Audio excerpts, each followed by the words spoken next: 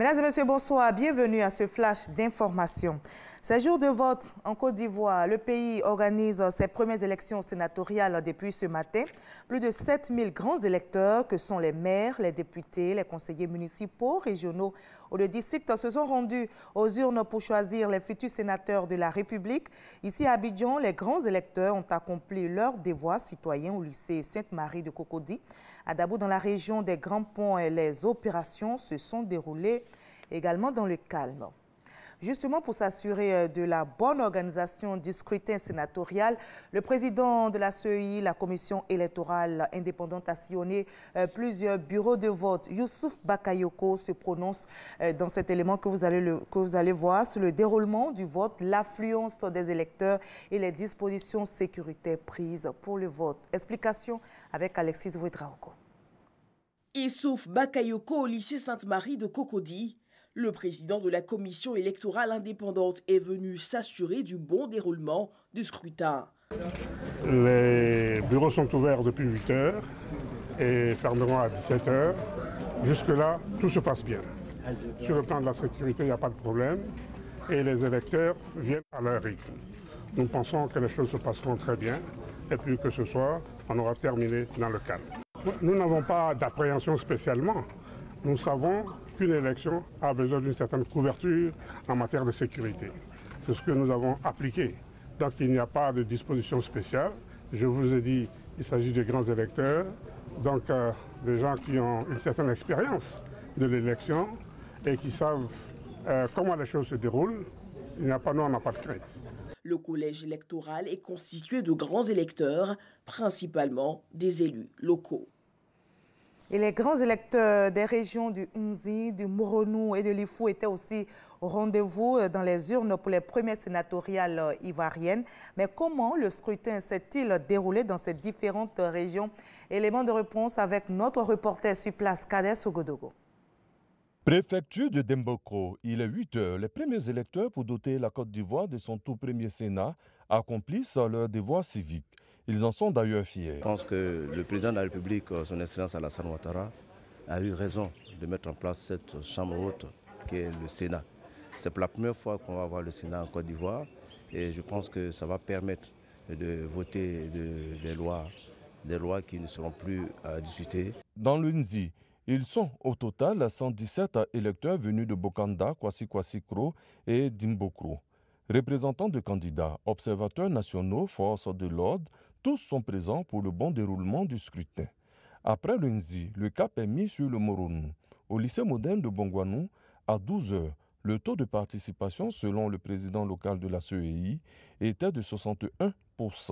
Beaucoup d'électeurs patientaient encore dans le rang.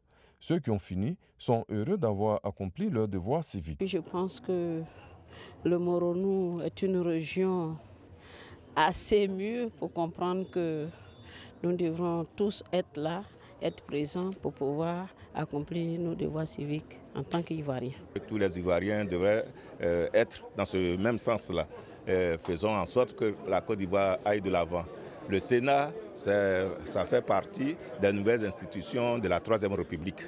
Et la mise en place de ce Sénat est complètement utile et nous devons aller de l'avant. Ici à Bongwanou, dans le Moronou, tout se passe bien. Ils sont 173 électeurs dans le Moronou qui auront à choisir entre 3 listes, une du RHDP et 2 indépendantes. Du Moronou à l'Ifou, le chemin est tout tracé. À quelques heures de la fermeture du bureau de vote à Daoukro, le corps préfectoral est présent et veille sur la bonne tenue du scrutin. Ici, le scrutin se passe normalement, ça se déroule dans le calme. Et nous sommes à 7 heures de la journée, nous sommes à peu près à 84% des inscrits qui ont déjà accompli leur devoir de vote.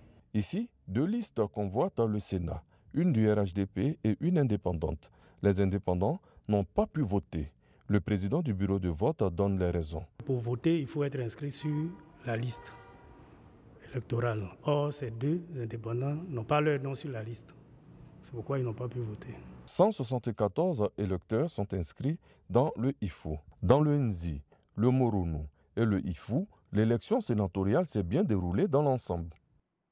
Voilà, et depuis 17 h donc, les bureaux de vote ont fermé. Ajoutez que 66 sénateurs seront élus à l'issue du scrutin de ce samedi.